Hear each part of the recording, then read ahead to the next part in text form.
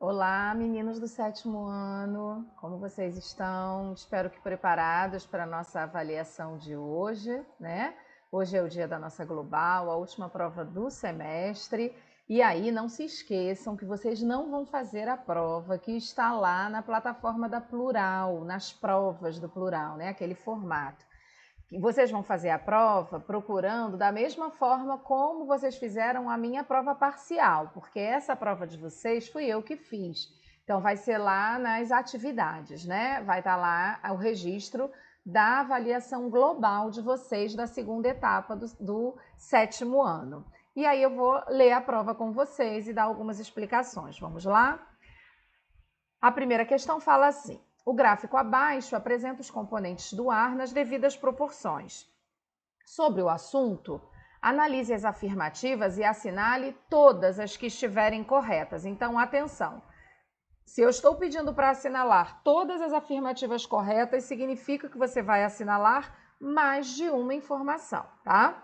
Então, aqui tem o gráfico mostrando 78% de gás nitrogênio, componentes do ar, 21% de gás oxigênio e 1% de dióxido de carbono, que a gente também chama de gás carbônico, argônio, vapor de água e outros gases.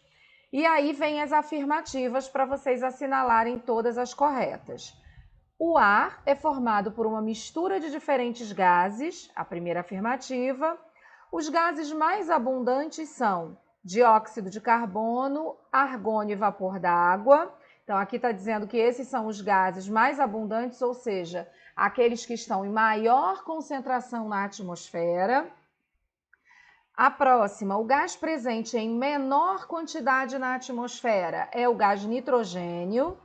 A outra, dentre esses outros gases que fala aqui, estão os gases nobres, como, por exemplo, o radônio, xenônio, neônio e argônio. E a última, em outros planetas do sistema solar, apesar de também existir a atmosfera, os seres humanos não conseguiriam respirar devido à ausência de gás oxigênio. Então, mais uma vez, não se esqueçam que você vai assinalar todas as afirmativas corretas, ok? Vamos para a próxima. Considerando-se que trabalho é o produto entre a intensidade da força e o valor do deslocamento, podemos afirmar que o trabalho é nulo na seguinte situação. Então, vocês vão ler essas 4 situações e vão assinalar a única afirmação onde não existe trabalho. O trabalho é nulo. Por quê? Porque a gente vai considerar que trabalho é produto entre a intensidade da força e o valor do deslocamento. Então, em qual dessas não existe trabalho? Um jovem levanta uma mala do chão, uma pessoa empurra um carrinho de bebê, uma pessoa caminha para frente segurando uma mala ou um jogador levanta uma taça de um campeonato, ok? A próxima. Para medir a temperatura de um corpo, coloca-se o termômetro em contato com esse corpo ou na presença dele. Para fazer a leitura do termômetro, espera-se até que a grandeza termométrica contida nele não sofra mais variações. E, na sequência, retira-se o termômetro e efetua-se a leitura na escala termométrica. No Brasil, qual é a escala termométrica utilizada? Kelvin, Celsius, Hertz ou Fahrenheit? Então, você vai assinalar a única opção correta para a análise, né, a leitura da escala termométrica no Brasil. Questão 4. Ao tentar retirar a panela do fogo, José acaba se queimando ao pegar no cabo. Intrigado com o ocorrido, recorreu a pesquisas para saber o motivo desse cabo estar quente. Durante sua pesquisa, José achou como justificativa que o tipo de transferência de calor ocorrido entre o cabo e a panela foi o D. Então, o que foi que permitiu que houvesse transferência de calor, né, da panela para o cabo e o cabo ficou quente? né? Como é que ocorreu? Qual é o nome que se dá a esse tipo de transferência de calor? Convecção, irradiação, dilatação ou condução? Questão 5. São muitas as trocas de calor que acontecem na natureza. Essas trocas ocorrem por um ou mais de um tipo de processo. A respeito dos possíveis processos de troca de calor, o que vai ser possível afirmar, né? Então, você vai analisar esses 4 itens e vai assinalar a única opção que trata sobre os possíveis processos de troca de calor de forma correta, tá? A primeira diz a seguinte: quando 2 corpos sólidos em diferentes temperaturas são colocados em contato, há troca de calor por condução. A segunda, trocas de calor por convecção não envolvem transporte de matéria.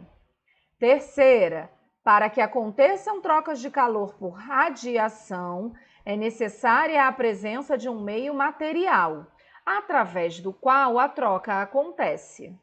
E a quarta, a propagação do calor por irradiação necessita de um meio material. Então, aqui só tem uma opção correta a respeito desses possíveis processos de troca de calor. Questão 6. Além das usinas hidrelétricas, existem outras formas de obtenção de energia. A usina hidrelétrica, ela utiliza a água para a produção de energia, né? A força da água. A forma de energia renovável que provém do sol, como que se chama? Termoelétrica, eólica, nuclear ou solar? Próxima questão. O sol, a água, o vento, o petróleo e outros combustíveis que são responsáveis pela geração de energia fóssil são recursos energéticos, ou seja, são recursos naturais usados para produzir energia. E eles podem ser classificados como renováveis ou não renováveis. Aí na letra A você vai responder como que a gente pode explicar o que são fontes de energia renováveis, ok? E na letra B, a gente vai identificar se as fontes de energia são renováveis ou não renováveis. Atenção, meninos, porque aí você não vai marcar. Você vai ter que colocar na resposta, letra A, energia solar, é renovável ou não renovável? Energia hídrica, renovável ou não renovável? Então, você vai escrever o tipo de energia ou a letra e do lado dizendo se ela é energia renovável ou se ela é energia não renovável, ok? Questão 8. Para facilitar os estudos sobre a atmosfera, os cientistas a dividiram em 5 camadas. Essa divisão é feita de acordo com as variações de temperatura e de sua composição, que vão gradativamente se alterando à medida que a altitude aumenta.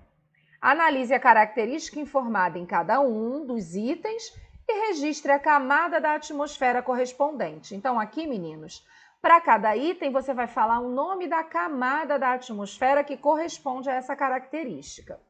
Letra A. Forma uma faixa gasosa chamada camada de ozônio. Qual é o nome da camada da atmosfera? Letra B. É a última camada da atmosfera, onde está posicionada a maioria dos satélites artificiais. Letra C. Tem início no final da mesosfera. Tem temperaturas muito quentes, podendo chegar a mais de 1000 graus Celsius. Letra D. É onde ocorrem os fenômenos meteorológicos que afetam a superfície da Terra, como chuvas, ventos, furacões e ciclones. E a última, região onde ocorre a reflexão das ondas de rádio. Fiquem atentos que aqui, meninos, eu não estou falando de camada, eu estou falando de região. Região da atmosfera aonde ocorre a reflexão das ondas de rádio, ok? Questão 9. Observe a tirinha que faz menção ao efeito estufa e responda com atenção os itens a seguir. Nada como compartilhar seu hobby como um amigo. Aí tá lá a Terra, né? O planeta Terra dentro da sauna. E ele pergunta assim, né? Como está a sauna? Então não se esqueça que essa tirinha está fazendo menção ao efeito estufa. Isso já está sendo dito aqui na questão. Letra A.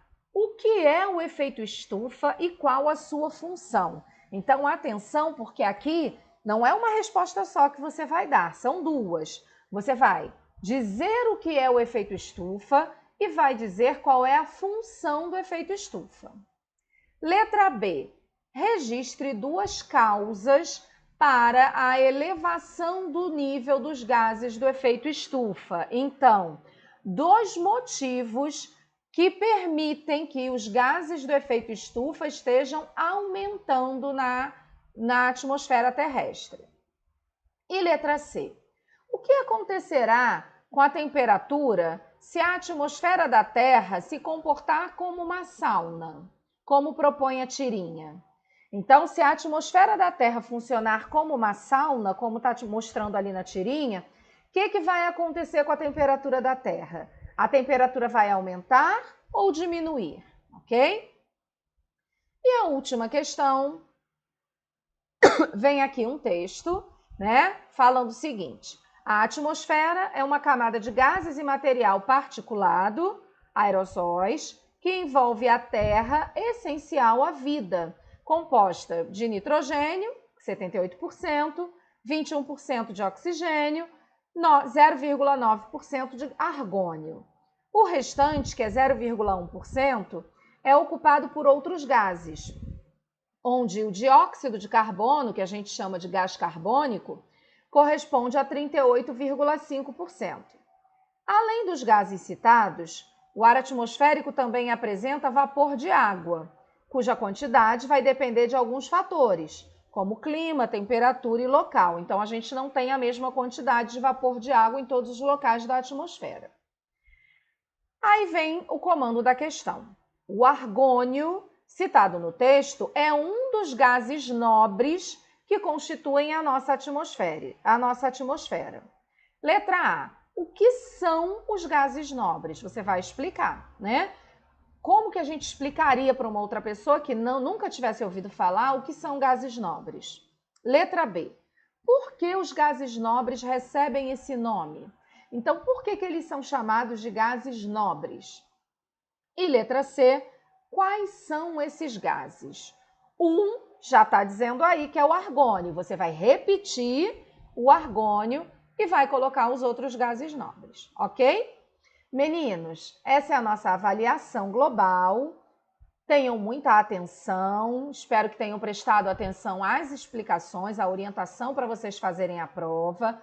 Não se esqueçam de conferir quando vocês abrirem se as questões são essas, porque vocês não vão fazer a prova que foi elaborada pelo site do Plural, vocês vão fazer essa prova que eu elaborei, que é do mesmo jeitinho lá da parcial que vocês fizeram, tá?